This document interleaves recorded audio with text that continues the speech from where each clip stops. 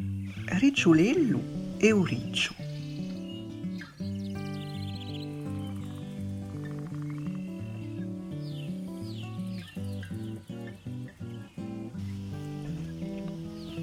In da foresta di Vigna di Campo, Ricciolello campava con la sua famiglia.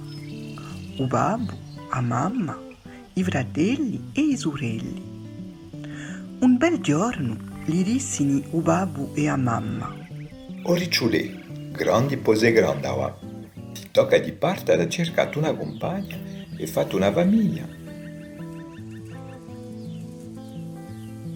Era triste Ricciolello, che gli toccava di lasciare i suoi, ma a tempo era incuriosito e bramoso di parte a trovarsi una compagna di più belli.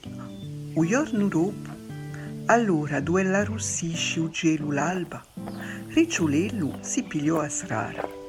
Sicuro di scontrare presto a sua bella, o riccio trottigliava tutto contento, naso in punta al vento, annasando l'aria fresca da conoscere un muscolo una femmina riccio. Ognuna sa, un naso vino l'anni ricci, ma a vista non è tanto famosa. Giunta una chiarina, scoprì una giovinetta di asorazza. Ricciolello, fuori di dubito, s'avvicinò e si dichiarò: sei la più bella e mi piace assai. Voglio che tu passi la tua vita conmigo.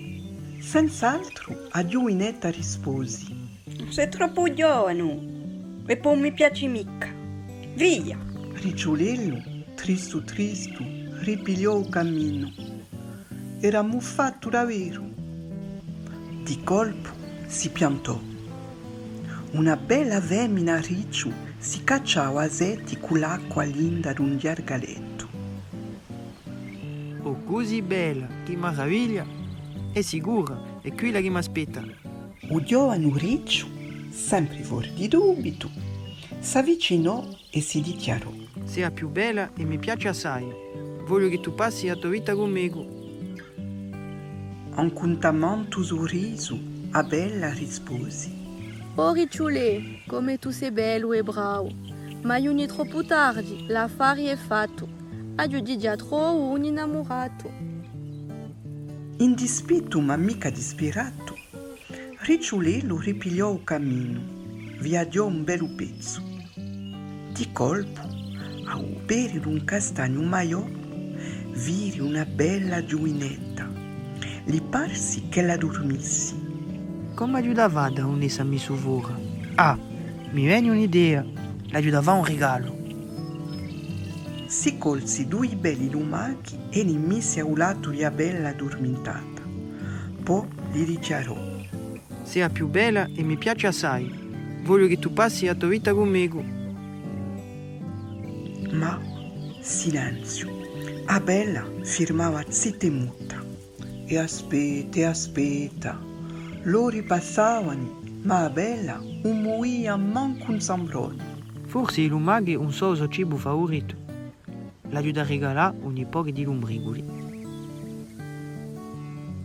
Di zampi ruspò a terra fresca e giappò due lombricoli belli. Li miserinò a un lato di Abella, ma nulla. Abella firmava sempre a Paccarò. Non capisco mica, i lombricoli, tutti ricci ne so scemi. Incuriosito, s'avvicinò. A tempo capì il sbaglio.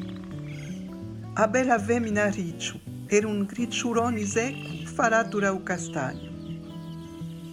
Scuradito, Ricciolello, decisitando, di va su una zonatella prima di rimettersi in cerca.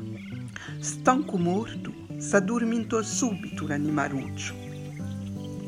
Non s'era mica visto che, da un pezzo, una giovinetta piattata sotto una ramadia gli faceva spia. Virando come era bravo e impensierito Ricciolello, il suo cuore si era infiarato e si era innamorata di un riccio. S'avvicinò piano a femmina. Un nasarello di Ricciolello era pizzicato da un muscolo dolce e piacevole. Aprì un occhio, poi l'altro. Mi pare di sognare. Non è possibile, è troppo. Saluto, giovanotto ammuffato. Non c'è più dubito, un sogneggio mica. Tanto capì Ricciolello.